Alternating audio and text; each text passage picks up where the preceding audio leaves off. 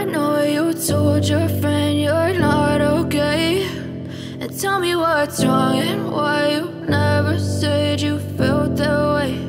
And guess you're trying to stay strong and fake a smile until I look away. Sejam muito bem-vindos a esse vídeo, pessoal, a esse canal. Como sempre, a gente deixa mandalas nos textos que a gente faz para você evoluir espiritualmente assistindo esses textos, né? E para você evoluir espiritualmente, basta você ficar assistindo nossos textos que tem essas mandalas.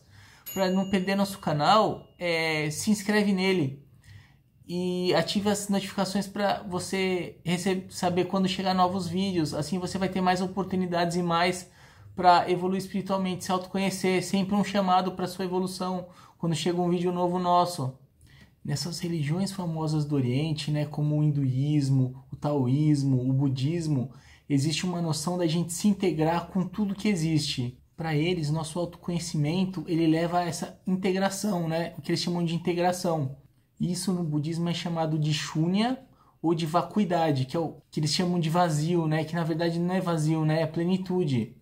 E também a noção de Tao, ou a noção de retorno ao Uno, né, a Deus, que é no caso do hinduísmo, né, como eles chamam o Deus principal, né, porque no hinduísmo não existem somente Deus, mas existe um Deus que é maior de todos, um Deus principal, e a gente retornar a esse Deus que é o todo e tudo que existe. E essa integração significa a gente deixar de se ver como um indivíduo separado de tudo que existe, para a gente se ver como uma parte do todo que existe. Isso é uma experiência que a gente, muitas vezes em meditação, a gente sente isso, né?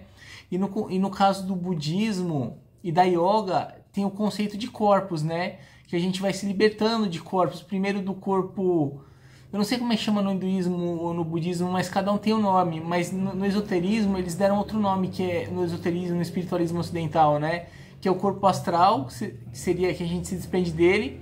E a gente não, quando se desprende do corpo astral, a gente não precisa mais reencarnar. Depois a gente vive no corpo mental ou celestial, que é o corpo dos iluminados, de quem atingiu o nirvana.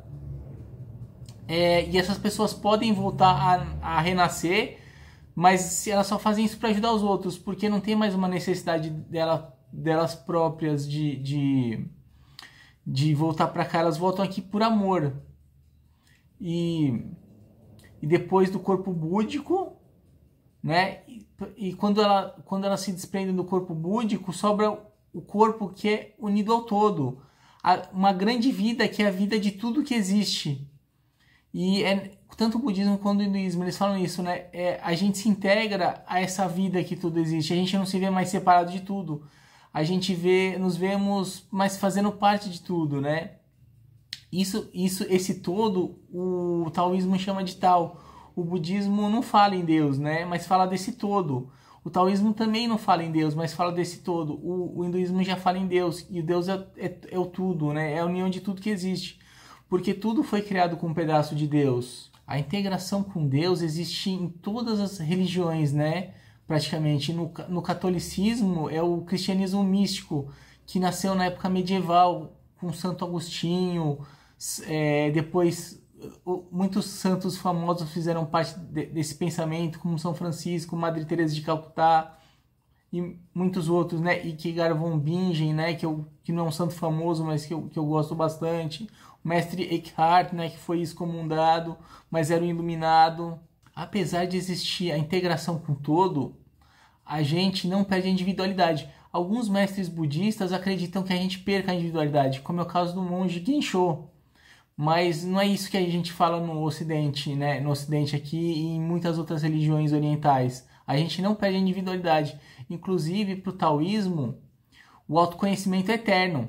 E hoje no espiritualismo, a gente tem a ideia de que nossa evolução espiritual é eterna. E é isso mesmo que acontece. Nossa evolução espiritual é eterna. A gente saiu de dentro de Deus, né? Mas a gente não retorna para dentro de Deus. Para esse projeto da gente ser indivíduo, né? Que tudo acontece para a gente voltar de onde veio, para voltar para o ponto zero. Não, a gente veio para criar alguma coisa e criar alguma coisa eterna. Então a evolução é infinita, a gente evolui mais e mais. E isso a gente pode ter uma noção. Porque no espiritualismo a gente fala de muitos seres muito iluminados, muito evoluídos, que já atingiram, que já se desprenderam dos seus 7 corpos, né? Dos seus 7 corpos, não, dos seus 6 corpos, né? Porque do 7º a gente não se desprende, que é o que a gente é de verdade, né? O que tem vida, né, gente? E tem seres magnânimos que estão muito além desses níveis de evolução, como é o caso de um planeta, que é um ser extremamente evoluído, né? Ou de um protetor cósmico, ou de uma pessoa que protege um planeta inteiro, como é o caso de Micael ou Arcanjo Miguel, né? Ou como é o caso de superiores ao Arcanjo Miguel, que são seres que protegem o universo inteiro, e seres que protegem o que existe além do universo. Então são seres muito evoluídos, são tipos de guardiões extremamente evoluídos. Então a evolução não para quando a gente se desprende de todos os corpos, e a gente vive uma integração em parte dentro da gente, mas não fora da gente. A gente se une a Deus no coração, e a gente se fica cada vez mais próximo de Deus, mas não chega a virar o próprio Deus. But if I lay down and I play dead and I stay dead